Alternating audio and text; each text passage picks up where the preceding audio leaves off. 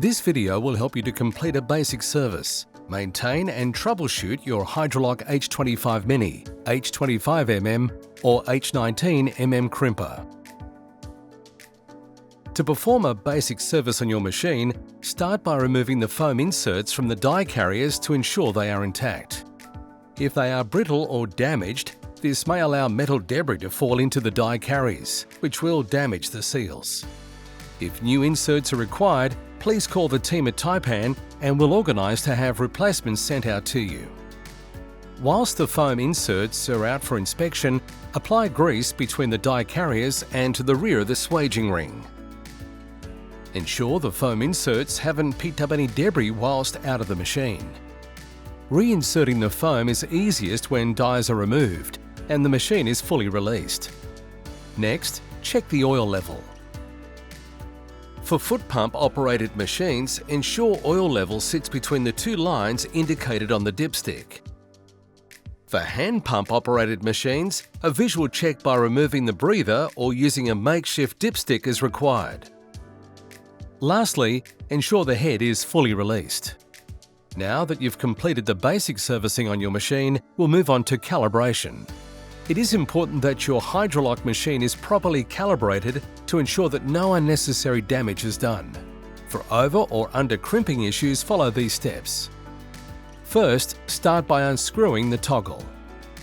Pull the adjustment screw by firmly holding the outer casing with multi-grips, then adjust the adjustment screw with an Allen key.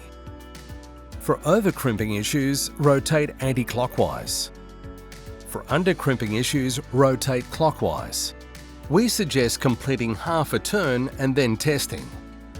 To test, replace toggle and complete a test crimp. Repeat this process until accurate crimp dimension are achieved. The troubleshooting segment of this video aims to answer frequently asked questions. If you are unsure on how to select the correct die size, make sure the max ferrule diameter meets within the die range. This cannot exceed 12 mm of the die size. The consequences of choosing a die size outside the max ferrule dimensions means this will cause the swaging ring to buckle, making the machine unusable and deeming it out of warranty. If you find the die pin is not locating within the die carrier groover, the solution is to undo the locating pin by 1/4 of a turn. You can do this by placing the die into the vise and using a pair of multi-grips.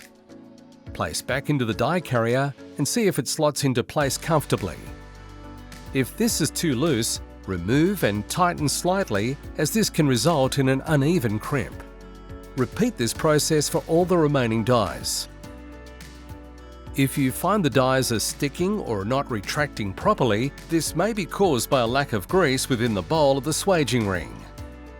To check the bowl has enough grease, visually inspect the rear of the unit to ensure the ring is substantially coated. If not, refer to the servicing section of this video.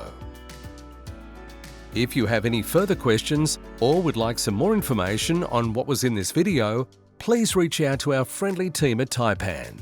You can contact us 1300 654 782.